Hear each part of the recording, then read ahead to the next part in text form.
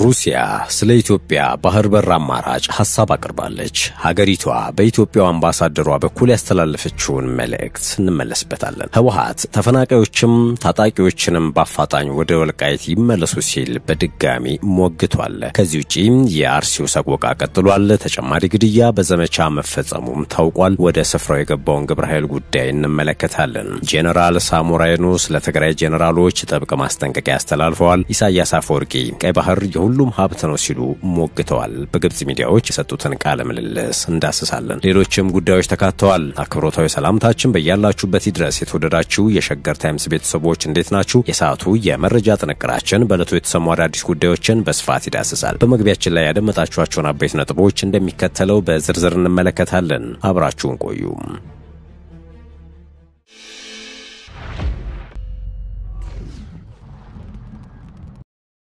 ወደ ቀዳሚው ጉዳያችን ስናመራ ኢሳያስ አፈወርቂ ቀይ ባህር የሁሉም ሀብት ነው ሲሉ ሞግተዋል። በግብጽ የ5 ቀናት ያልተለመደ የሥራ ጉብኝት አድርገው የነበሩት ፕሬዝዳንት ኢሳያስ ካይሮ ኒውስ ከተባለ የግብጽ ሚዲያ ጋር በነበራቸው ቃለ ምልልስ ስለ ቀይ ባህር እጅግ በርካታ ትንታኔ ሲሰጡ ነው ይህን የተናገሩት። ኢሳያስ በዚህ ቃለ ምልልሳቸው የውጭ ጣልቃ ገብነት በአፍሪካ ቀንድ ለሚፈጠረው አለመረጋጋት ዋነኛው ምክንያት ነው ሲሉ ተደምጠዋል። ነገር ግን እሳቸው በሱዳን ጦርነት እጃቸውን ያስገቡ የውጭ ኃይል መሆናቸው ይታወቃል። ፕሬዝዳንቱም ኢትዮጵያ የባህር በር ባለቤት ሆና በቀይ ባህር እንዳትንቀሳቀስ ከግብጽ ጋር እየሰሩ እንደሆነም ነው የሚታወቀው። በዚህ በአረብኛ በተደረገ ቃለ ምልልስ ግን ቀይ ባህር በቀጠናው ለሚገኙ የሁሉም ሀገራት ሀብት ነው ሲሉ ተደምጠዋል። አክለውም ቀይ ባህር በየትኛውም ዓለም ለሚገኙ ሁሉም ሀገራት እንደ ዋና መግቢያና መመላለሻ በር ነው ብለዋል። ኢሳያስ በዚህ ቃለ ምልልሳቸው ለቀጠናው ሀገራትም መልእክት አስተላልፈዋል። ሰላምና ደህንነትን በማስጠበቅ በኩል በጋራ መስራት እጅግ አስፈላጊ እንደሆነ እንዲሁም አደገኛ ሲሉ የጠቀሱትን የውጭ ጣልቃ ገብነት እንዲታገሉ መክረዋል። ለዚህም የሱዳንን ጉዳይ በምሳሌነት የጠቀሱ ሲሆን የሀገሪቱ ደህንነት በቀጠናው መረጋጋትን ለማስፈን ወሳኝ ነው ሲሉ ተደምጠዋል። ከዚሁ ጋር በተያያዘም የኤርትራ መንግስት ማስታወቂያ ሚኒስትር የማነ ገብረ መስቀል የብልጽግና ፓርቲ ተሳዳቢዎች ያሏቸው አካላት ኤርትራን የሌሎች ሀገራት አጀንዳ አስፈጻሚ አድርገው ያቀርባሉ በማለት ከሰዋል። የማነ ሰሞኑን ደግሞ የተሳዳቢዎቹ ትኩረት በኤርትራና ግብጽ ግንኙነት ላይ ሆኗል በማለት ወቅሰዋል። ሚኒስትሩ የማነ ኤርትራ ከሌሎች ሀገራት ጋር የምታደርጋቸውን መደበኛ ዲፕሎማሲያዊ እንቅስቃሴዎች የብልጽግና ተሳዳቢዎችን ያስጨንቃቸዋል ያሉ ሲሆን ፕሬዝዳንታዊ ጉብኝቶችን ሳይቀር ማብጠልጠሉን ተያይዘውታል በማለት ነው የተቹት። የኢትዮጵያ መንግስት በአንዳንድ ሀገራትና በዓለም አቀፍ ድርጅቶች ላይ ጥገኛ ነው ያሉት የማነ አሁንም ከተወሰኑ ሀገራት ጋር ግልጽ ያልሆነ የጥገኝነት ግንኙነት መስርቷል ሲሉ ወቅሰዋል።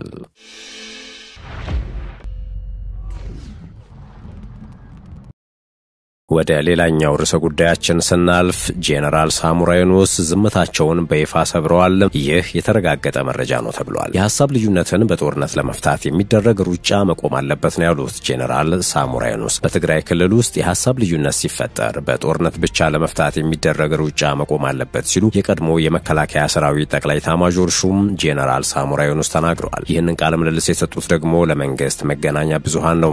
ጄኔራል ሳሞራ ለአዲስ ዘመን ጋዜጣ ሲናገሩ ከዚህ ቀደም የተፈጸመው ከባድ ስህተት የትግራይ ህዝብን ዋጋ አስከፍሏል። አሁን የትግራይ ህዝብ ጦርነት በቃኝ ብሏል። በሆነ አጋጣሚ የጦርነት አዝማሚያ ቢፈጠር እንኳ ህዝቡ ይህንን የመደገፍ ሐሳብ የለውም ሲሉ ገልጸዋል። እንደ ጄኔራል ሳሞራ ገለጻ ከዚህ ቀደም ችግሮችን በውይይት መፍታት ባለመቻሉ የተቀሰቀሰው ጦርነት የትግራይን ህዝብ ከባድ ጉዳት አድርሶበታል። ህዝቡ እስካሁን ድረስ የጦርነቱን ጦስ በጫንቃው ተሸክሟል። በመሆኑም እንደዚህ አይነት ከባድ ስህተት መደገም የለበትም ብለዋል።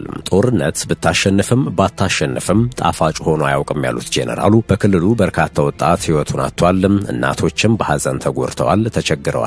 በመሆኑም ህዝቡ በተደጋጋሚ ውጊያ ውስጥ ሊማገድ አይገባውም ሲሉ ተናግረዋል። በትግራይ ውስጥ ማንኛውም ችግር ወይም የሐሳብ ልዩነት ሲፈጠር በጦርነት ብቻ ለመፍታት የሚደረግ ሩጫ መቆም እንዳለበትና ልዩነቶች በሰላምና በሰላም ብቻ መፈታት አለባቸው በሚል እምነት መጽናት እንደሚያስፈልግም አስገንዝበዋል። በክልሉም የጦርነት ችግር ይመጣል እያሉ ያልተጨበጠ ወሬ የሚለፍፉ የጦር ጄኔራሎችን ሰማለው ያሉት ጄኔራሉም ይህ የግል ሐሳባቸው ሊሆን ይችላል፣ እኔ የምላቸው ግን የእውነት የህዝብ አገልጋይ ከሆኑም በትግራይ ክልል ያለውን የጸጥታ ችግር መፍታት ከመጀመሪያው ጉዳያቸው ሊያደርጉት ይገባል ብለዋል። ወደ ሌላኛው ጉዳያችን አመራን። ሩሲያ ስለ ኢትዮጵያ ባህር በር አማራጭ ሐሳብ አቀርባለች። ሀገሪቷ በኢትዮጵያ አምባሳደሯ በኩል ያስተላለፉትን መልእክት እንደሚከተለው እንቃኘው። በኢትዮጵያ የሩሲያ አምባሳደር የሆኑት ኢቭጄኒ ቴሬኪን የኢትዮጵያ የባህር መዳረሻ ፍለጋ በጋራ ስምምነቶች በዓለም አቀፍ ሕግና በቀጥታ በሚሳተፉት ወገኖች መካከል ግልጽ በሆነ ውይይት መፈታት እንዳለበት መክረዋል። አምባሳደር ቴሬኪን ሰፊውን ዓለም አቀፋዊ ሁኔታም ትኩረት ሰጥተው ያስረዳሉ። የተባበሩት መንግስታት አባል ሀገራት መካከል 1/3 የሚሆኑት በታሪካዊና በጂኦፖለቲካዊ ሁኔታዎች ምክንያት የባህር በር እንደሌላቸው ጠቅሰዋል። እነዚህ ተግዳሮቶች ቢኖሩም ብዙ ሀገራት ከባህር መዳረሻ ጋር በተያያዙ ጉዳዮችን ለመፍታት በትብብር ሲሰሩ መፍትሄዎች እየወጡ ነው ብለዋል። ለየትኛውም ሀገር የባህር መዳረሻ አስፈላጊነት እንረዳለን፣ ለዚህ ደግሞ ፈተናዎቹን መፍታት የሚያስችሉ መፍትሄዎች እየወጡ ይገኛሉ ሲሉ ሩሲያም ለሀገራዊ ልማትና መረጋጋት የባህር መዳረሻ አስፈላጊነትን እውቅና ሰጥታለች ብለዋል። አምባሳደር ቴርኪን የኢትዮጵያን የባህር መዳረሻ አቅሟን ለማሳካት በዓለም አቀፍ ሕግ ስምምነቶችና ገንቢ ውይይቶች መመራት እንዳለበት አጽንኦት ሰጥተዋል። ይህ ጉዳይ በመጀመሪያ ደረጃም በጉዳዩ ውስጥ በተሳተፉ ወገኖች መካከል በዓለም አቀፍ ሕግ በስምምነቶችና ውይይቶች ላይ በመመስረት መወሰን አለበት ብለዋል። በተጨማሪም ሰላማዊ በሆነ መልኩ ለኢትዮጵያ የባህር በር መዳረሻ ለማስገኘት ቀጣይነት ያለው ውይይትና ትብብር ዘላቂ መፍትሄ የሚያመጡ አስፈላጊ መሳሪያዎች መሆናቸውንም አጽንኦት ሰጥተዋል። በቅርቡ ጠቅላይ ሚኒስትር አብይ አህመድ ለፓርላማ አባላት የኢትዮጵያ የቀይ ባህር መዳረሻ ጥያቄ የማይቀር መሆኑን በድጋሚ ያስረግጠው ነበር። አብይም መንግስት ለሰላማዊና ህጋዊ ውይይት ያለውን ቁርጠኝነት ይፋ ማድረጋቸው አይዘነጋም። ከአሜሪካ፣ ከቻይና፣ ከሩሲያ፣ ከአውሮፓና ከአፍሪካ ጋር ተነጋግረናል። የኢትዮጵያ የቀይ ባህር መዳረሻ ፍለጋ የማይቀር ነው። ለሰላምና ለንግግር ቅድሚያ እንሰጣለን። ስለሆነም እነዚህ ሀገራት እንዲያሸማግሉንና መፍትሄ እንዲያቀርቡልን እንማጸናለን ብለው ነበር።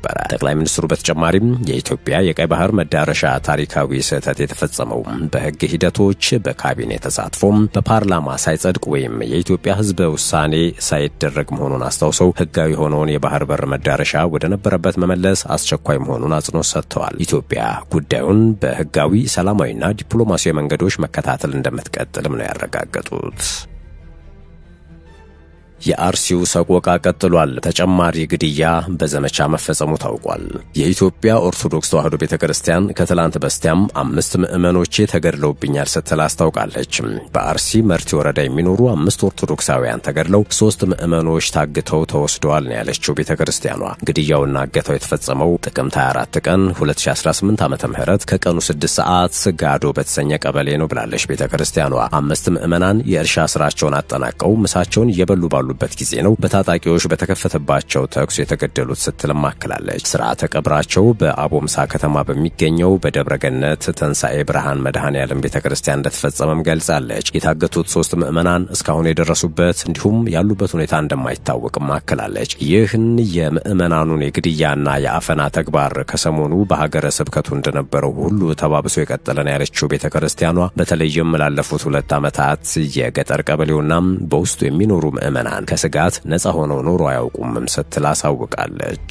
ከዚሁ ጋር በተያያዘ የኢትዮጵያ የሃይማኖት ተቋማት ጉባኤ በአርሲ ዞን 4 ወረዳዎች ተከሰተ የተባለውን ችግር የሚያጣራ የልዑካን ቡድን የማጣራት ስራውን ጀምሯል ሲል አስታውቋል። የኢትዮጵያ የሃይማኖት ተቋማት ጉባኤ በኦሮሚያ ክልል አርሲ ዞን በጉና መርቲ፣ በሸርካና በሆሎንቆ ዋቢ ወረዳዎች በኢትዮጵያ ኦርቶዶክስ ተዋሕዶ ቤተክርስቲያን እምነት ተከታዮችና ካህናት እንዲሁም በሌሎች የሃይማኖት ተቋማት አገልጋዮችና ምዕመናን ላይ ግድያና ስቃይ መከሰቱን የሚያሳይ መረጃ መውጣቱን መነሻ በማድረግ ጉዳዩን ከመሰረቱ የሚያጣራ የተለያዩ የባለድርሻ አካላት ተወካዮች የተካተቱበት አጣሪ ቡድን ተቋቁሞ የተከሰተውን ችግር በአካል ለማጣራት ችግር ወደ ተከሰተባቸው ቦታዎች በመጓዝ ስራውን በይፋ ጀምሯል ሲል አስታውቋል። የልዑካን ቡድኑ የማጣራት ስራውን ጨርሶ የመጨረሻ ሪፖርቱን ሲያቀርብም በጉዳዩ ላይ በጉባኤያችን በኩል ይፋዊ መግለጫና ማብራሪያ የሚሰጥ በመሆኑ ሁሉም ዜጋ በትዕግስት የማጠቃለያ ሪፖርቱን እንዲጠብቅ ጉባኤያችን በአክብሮት ይጠይቃል ብሏል። ጉባኤው አክሎም አንዳንድ አካላት ኃላፊነት በጎደለው መልክ ከግምትና ካልተሟላ መረጃ በመነሳት በማህበራዊ ሚዲያ ጉዳዩን አስመልክተው መረጃዎች መስጠታቸውን ተመልክተናል ሲል ገልጾ መረጃዎቹ ግን ምን እንደሆነም በግልጽ አላሰፈረም። ይህ ተግባር የማጣራት ሂደቱን የሚጎዳና አንዳንድ አካላትን ወደ ተሳሳተ ድምዳሜ ሊወስድ የሚችል ተግባር በመሆኑ በማህበራዊ ሚዲያ ላይ መረጃ የምትሳሰራጩ አካላት በሙሉ ከፍ ያለ ጥንቃቄ እንድታደርጉም ሲል አሳስቧል።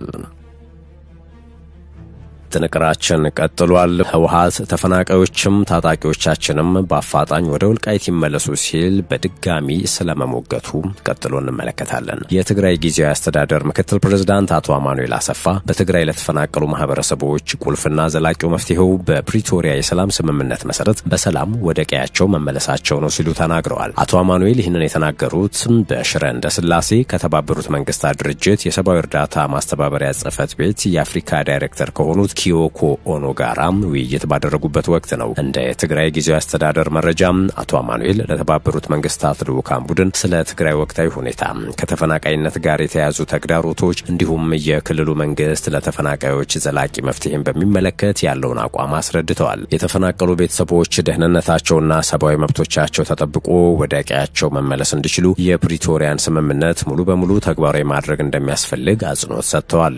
አቶ አማኑኤል አክለውም ተፈናቃዮች በሰላም እንዲመለሱ የታጠቁ ቡድኖች ከምዕራብ ትግራይና ከሌሎች ከተያዙ አካባቢዎች መውጣት አለባቸው፣ ህገወጥ አስተዳደሮችም መፍረስ እንዲሁም አዳዲስ ሰፋሪዎች አካባቢውን መልቀቅ ይኖርባቸዋል ብለዋል። ምክትል ፕሬዝዳንቱም የፌዴራል መንግስት ያለ ትግራይ ጊዜያዊ አስተዳደር እውቅናና ደህንነቱ ባልተረጋገጠ መንገድ ተፈናቃዮች እንዲመለሱ ከዓለም አቀፍ ተቋማት ጋር እየሰራ መሆኑን መገለጹን በተመለከተም ስጋታቸውን ገልጸዋል። ጉዳዩ በስብሰባው ላይ መነሳቱንም ጠቁመዋል። እንደ አማኑኤል ገለጻ የተባበሩት መንግስታት ድርጅት ተወካዮች የድርጅቱ ኤጀንሲዎች ህዝብን አደጋ ላይ የሚጥሉ ወይም ከሰብአዊ መርሆችና አሰራሮች ጋር የማይስማሙ የፖለቲካ ጉዳዮች ላይ እንደማይሳተፉ ለክልሉ ባለስልጣናት ማረጋገጫ ሰጥተዋል። አክለውም የተባበሩት መንግስታት ድርጅት ልዑካን ቡድን በጉብኝት ወቅት የተፈናቃዮችን ሁኔታ በአካል ይመለከታል ተብሎ እንደሚጠበቅና በሰሜን ምዕራብ ትግራይ ከሚንቀሳቀሱ የሰብአዊ እርዳታ ሰጪ ተቋማት ጋር ውይይት እንደሚያደርግ ተናግረዋል። በተያዘው ወር ጥቅምት 5 እና ጥቅምት 6 2018 ዓ.ም የትግራይ ጊዜያዊ አስተዳደር ፕሬዝዳንትና ምክትል ፕሬዝዳንት ከካቶሊክ ሪሊፍ ሰርቪስና ከተባበሩት መንግስታት ድርጅት ኤጀንሲዎች ልዑካን ጋር የተናጠል ውይይቶች ማድረጉ ይታወሳል። የትግራይ ክልል ጊዜያዊ አስተዳደር የካቶሊክ ሪሊፍ ሰርቪስና የተባበሩት መንግስታት ድርጅት ኤጀንሲዎች ለተፈናቃይ ማህበረሰቦች የሰብአዊ እርዳታ አቅርቦትን እንዲያፋጥኑና ዘላቂ መፍትሄዎች ድጋፍ እንዲያደርጉም ጥሪ አቅርበዋል። አስተዳደሩ ተፈናቃዮች ወደ ቤታቸው በሰላም እንዲመለሱና የትግራይን የግዛት አንድነት ለማስጠበቅ ያለውን ቁርጠኝነት አረጋግጧል። የጊዜያዊ አስተዳደሩ ፕሬዝዳንት ሌተናንት ጀነራል ታደሰ ወረደ የካቶሊክ ሪሊፍ ሰርቪስ በትግራይ ክልል ለሚገኙ ተጋላጭ ማህበረሰቦችና ወደ ሱዳን ለሚሄዱ ስደተኞች የሚሰጠውን አስቸኳይ ድጋፍ እንዲሰጥ ጠይቀዋል። ፕሬዝዳንቱ በመቀለ ከተማም ከልዑካኑ ጋር በነበራቸው ውይይት የልዑካኑ ቡድን ዋና ስራ አስፈጻሚ ሲያን ካላሃን፣ የተቋሙ የምስራቅና ደቡብ አፍሪካ ዳይሬክተር ማቲው ዴቪድና በኢትዮጵያ የተቋሙ ዳይሬክተር ዘመዴ ዘውዴ ተሳትፈዋል። ውይይቶቹ ለሁለት ዓመታት በዘለቀው ግጭት ወቅት እንዲሁም ከግጭቱ በኋላ በተከሰተው ድርቅ ለጉዳት የተዳረጉ ተፈናቃዮችን ለማገዝ በሚደረገው ቀጣይነት ያለው የሰብአዊነት እርዳታ አሰራርና ጥረቶች ላይ ያተኮሩ እንደነበረ ከፕሬዝዳንቱ ጽህፈት ቤት የተገኘው መረጃ ያመለክታል። ቀጣዩ መረጃችን የኢትዮጵያ ሀገራዊ ምክክር ኮሚሽንን ይመለከታል። ሀገራዊ ምክክር መቼ ሊካሄድ ይችላል በሚል ርዕስ በተለያዩ ዓለም አቀፍ ተሞክሮችን በማካተት ጽሑፍ አሰራጭቷል። በዓለማችን የሚገኙ የተለያዩ ሀገራት ሀገራዊ ምክክርን ለማካሄድ ሲወጥኑ የተለያዩ ውስጣዊ ችግሮቻቸውን ለመፍታት አለሙ መሆኑን ኮሚሽኑ ይገልጽና ሂደቱ ላለመግባባት መንስኤ የሆኑ ጉዳዮችን በመለየት ባለድርሻ አካላት ምክክር እንዲያደርጉ በመጋበዝ ሀገራዊ መግባባትና ሰላም እንዲሰፍን አበክሮ የሚሰራበት መሆኑን አመላክቷል። ይህ በእንዲህ እንዳለ ሀገራዊ ምክክር ለማካሄድ አመቺ ጊዜና አውድ መፈጠር እንዳለበት ተሞክሮዎች ያመላክታሉ ያለው የሀገራዊ ምክክር ኮሚሽኑ የኢትዮጵያን ተሞክሮዎችን ጨምሮ በአንዳንድ ሀገራት እንደሚስተዋለው ሂደቱ ከግጭት በፊት በግጭት አውድ ውስጥ እንዲሁም ከግጭት በኋላ ሲካሄድ መመልከት መቻሉንም ገልጿል። ሀገራዊ ምክክር የሚካሄድባቸውን የጊዜ አውዶች የዓለም ተሞክሮም ግጭት ከመቀስቀሱ በፊት፣ በግጭት ወቅትና ከግጭት በኋላ በማለት በሶስት ከፍሎ በማሳያ አብራርቷል። ግጭት ከመቀስቀሱ በፊት በሚለው አውድ በባለድርሻ አካላት መካከል ያሉ ውጥረቶች፣ የፖለቲካ ትኩሳቶች እንዲሁም ስልጣንና ሀብትን ለመያዝ የሚደረጉ ጤናማ ያልሆኑ ፉክክሮች የሚስተዋሉበት መሆኑን ያመላከተው የኮሚሽኑ ማስገንዘቢያ ጽሑፍ ዓላማውም እነዚህን ውጥረቶች በማርገብ በባለድርሻ አካላት መካከል መተማመን ለመፍጠር መሆኑን ይገልጻል። ከግጭት በኋላ በሚለው አውድ በግጭት ማግስት ያሉ ሀገራት የተለያዩ መገለጫዎች ያሏቸው ቢሆንም በዋነኛነት በተፋላሚ ኃይሎች መካከል የተኩስ አቁም ስምምነት የሚደረግበትና የአገዛዝ ለውጥ ለማድረግ ስምምነት ላይ የሚደረስበት መሆኑን ኮሚሽኑ አስገንዝቧል። በግጭቱ ወቅት የተፈጠሩ የህይወት መጥፋቶች፣ የንብረት መውደሞች እንዲሁም መፈናቀሎች የፈጠሯቸው ቁርሾች መለዘብ ስለሚገባቸው ሂደቱ በዋነኛነት እርቅን ለማስፈንና የሀገር ግንባታ ሂደትን ስኬታማ ለማድረግ ኢላማ በማድረግ የሚካሄድ መሆኑንም አጽንኦት ሰጥቷል። የኢትዮጵያ ሀገራዊ ምክክር ኮሚሽን በአዋጅ ቁጥር 1265/2014 ተቋቁሞ ወደ ስራ ሲገባ በሀገራችን ኢትዮጵያ በሚገኙ የፖለቲካና የሐሳብ መሪዎች እንዲሁም የህብረተሰብ ክፍሎች መካከል እጅግ መሰረታዊ በሆኑ ጉዳዮች ላይ የሐሳብ ልዩነትና አለመግባባት የሚታይ መሆኑን መነሻ አድርጎ ነው ይላል ኮሚሽኑ። ሀገራችን ኢትዮጵያ ቀደም ሲል በተዘረዘሩት የግጭት አውዶች እያለፈች መሆኑን እንደሚገነዘብም አስታውቋል። በዚህ ወቅት በግጭትና በድህረ ግጭት ውስጥ የሚገኙ አካባቢዎች የዚህ ሂደት ተሳታፊዎች እንዲሆኑ በማድረግ ረገድ የሁሉም ባለድርሻ አካላት ርብርብ እንዲያደርጉለትም ኮሚሽኑ በድጋሚ ጥሪውን አቅርቧል። የኢትዮጵያ ሀገራዊ ምክክር ኮሚሽን በአዋጅ የተሰጠው የሥራ ዘመን ባለፈው ዓመት የካቲት ወር ተጠናቆ 1 ዓመት እንደተራዘመለት ይታወሳል። ይሁንና ሁሉን አካታች የውይይት መድረኩን ሳይጀመር የተራዘመለት ጊዜ ሊጠናቀቅ የ4 ወራት ዕድሜ ብቻ ነው የቀሩት።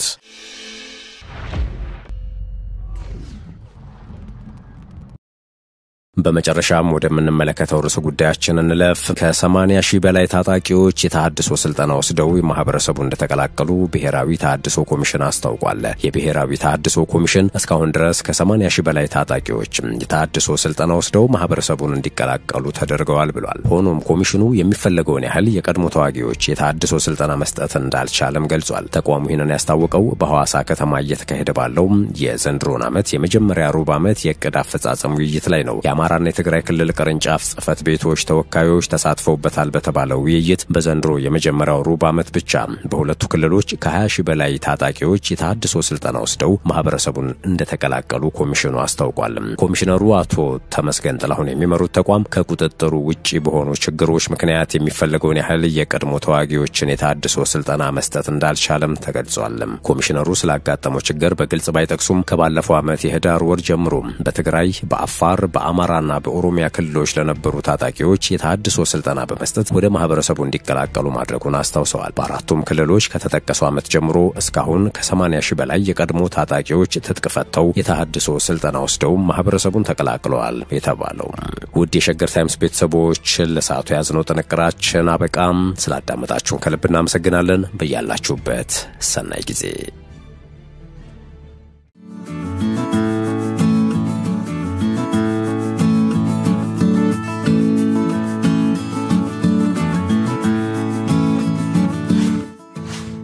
ሸገር ታይምስ ሚዲያን ሰብስክራይብ በማድረግና ደወሉን በመጫን ይከተሉን።